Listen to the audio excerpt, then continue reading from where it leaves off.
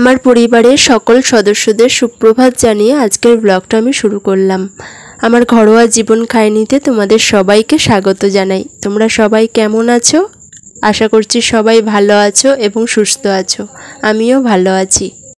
আমার এই সাদামাটা মধ্যবিত্ত জীবনের কাহিনী দেখতে আশা করছি তোমাদের সবাইয়ের ভালো লাগে।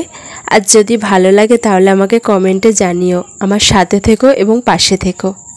সকালের বাসি কাজ মিটিয়ে স্নান পুজো সেরে আমি চলে এসেছি রান্নাঘরে। আর এই যে দেখিয়ে দিলাম রুটি করা হয়ে গেছে এবং জানালা দিয়ে তোমাদের এই জবা গাছটা দেখালাম। জবা গাছটায় আজকেও একটাও ফুল নেই। আমার এদিকে চা হয়ে গেছে, চাটা আমি ঢেলে নিচ্ছি এবং তার সাথে ডিমের অমলেট আর রুটি আজকে সকালের জলখাবার।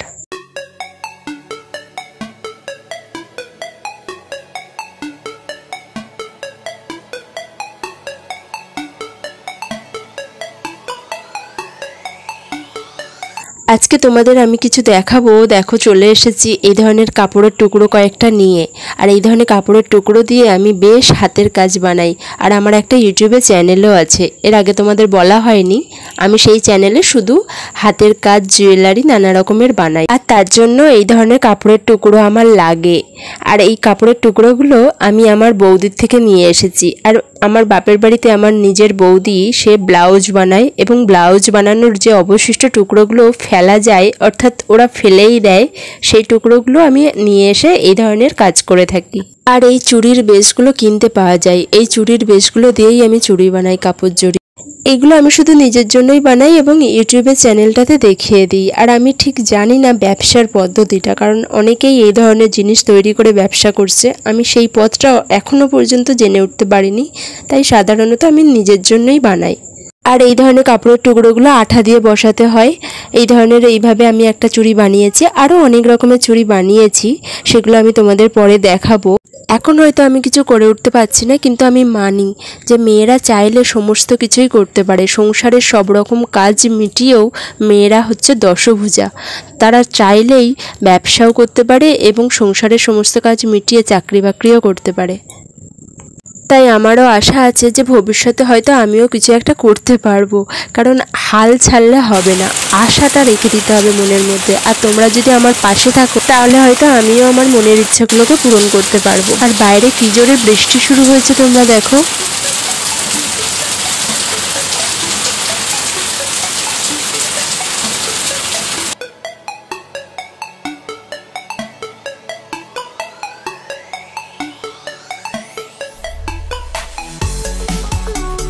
আর এই বর্ষাকালে বৃষ্টি আরম্ভ হলেই প্রতিদিনের মতোই একটা চিন্তা থাকে যে জামা কাপড়গুলো সমস্ত কিছু ঘরের মধ্যেই মেলে দিতে হবে। কারণ প্রতিদিন সকালে জামা কাপড় কাচার থাকে, আর সেই জামা কাপড়গুলো সব ঘরের মধ্যেই এই সময় মেলতে হচ্ছে।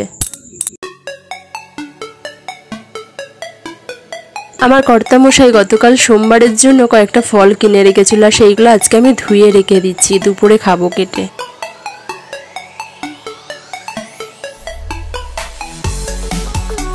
আবারও চলে এলাম আমার হাতের কাজ কিছু তোমাদের দেখাতে। এই দেখো এই চুড়ির বেশগুলো দিয়েই আমি এই ধরনের চুড়ি বানিয়েছি, নানা রকমের ডিজাইন করেছি এই কাপড়ের টুকরোগুলো দিয়ে। আমার কাছে অনেকগুলো কাপড়ের টুকরো আছে, সেগুলো আমি সবটাই তোমাদের এখন দেখাতে পাচ্ছি না।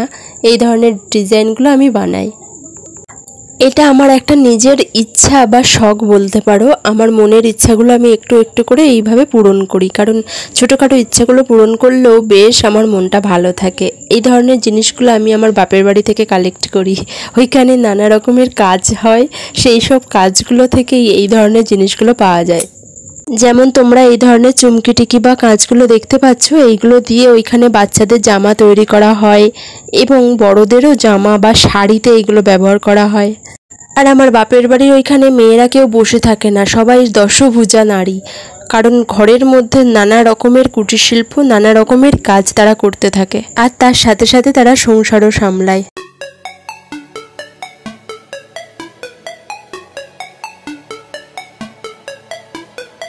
আর এই ধরনের দড়িগুলো দেখতে পাচ্ছি, এগুলো হচ্ছে জুটের দড়ি। এইগুলোও আমি আমার বাপের বাড়ি ওখান থেকেই কিনে নিয়ে এসেছি। আর এই চুড়ির ডিজাইনগুলো আমি আমার মন থেকেই বানাই।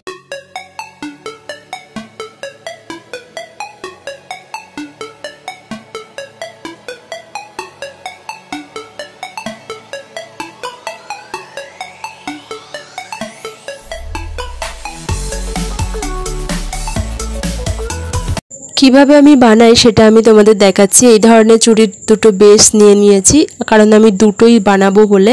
আর তার সাথে এরকম কাপড়ের টুকরো নিয়ে নিয়েছি। তোমরা যে রকম যে যেমন পারো কাপড়ের টুকরো নিয়ে বানাতে পারো এই ধরনের চুড়ি। আমি এই রকম দুটো টুকরো নিয়ে নিয়েছি, সেটা গোলাপি এবং হলুদ কালার। আর সরু সরু করে এরকম কাঁচি দিয়ে কেটে নিতে হবে। আজকাল মেলায়তে গেলে তোমরা দেখতে পাবে নানা রকম এই ধরনের কাপড়ের চুড়ি বিক্রি হয়। সেগুলোর সাথে নানা রকম আবার কড়ি দিয়ে বা নানা রকম ঝুমকো দিয়ে ডিজাইন করা থাকে। আমি ওই ডিজাইনও করি, কিন্তু সেইগুলো আবার আলাদা করে কিনতে হয়।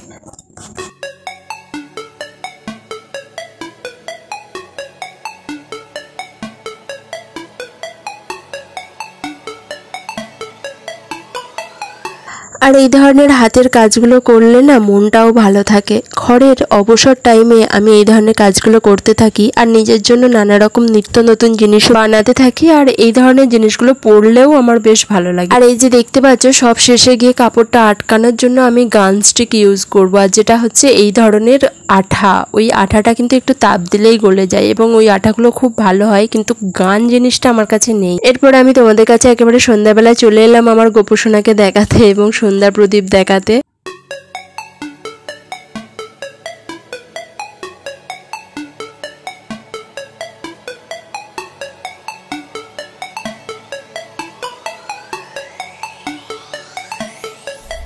আর সন্ধ্যাবেলায় এইরকম সন্ধ্যা প্রদীপ ধরালেও দেখবে একটা পজিটিভ পাওয়ার থাকে, যেটা বেশ একটা এনার্জি নিয়ে এসে দেয়। আর এই সব কাজের মধ্য দিয়েই কিন্তু ঘরের লক্ষ্মীশ্রী বজায় থাকে, আর আমি সেটা মানি।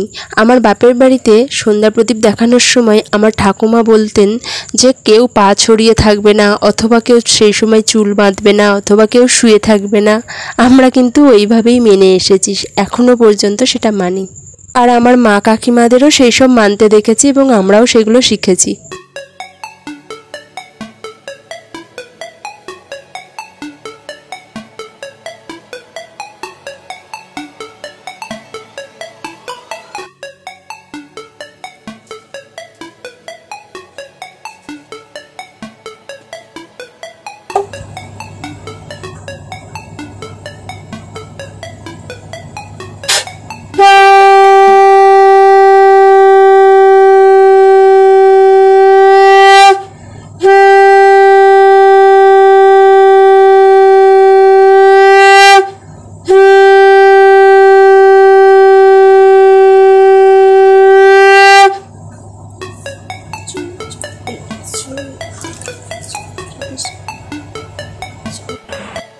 এরপরে আমি চা বিস্কুট নিয়ে সন্ধ্যাবেলায় বসে পড়েছি। আর ভিডিওটা বেশি বাড়াচ্ছি না, তোমাদের সবাইকে জানাই নমস্কার।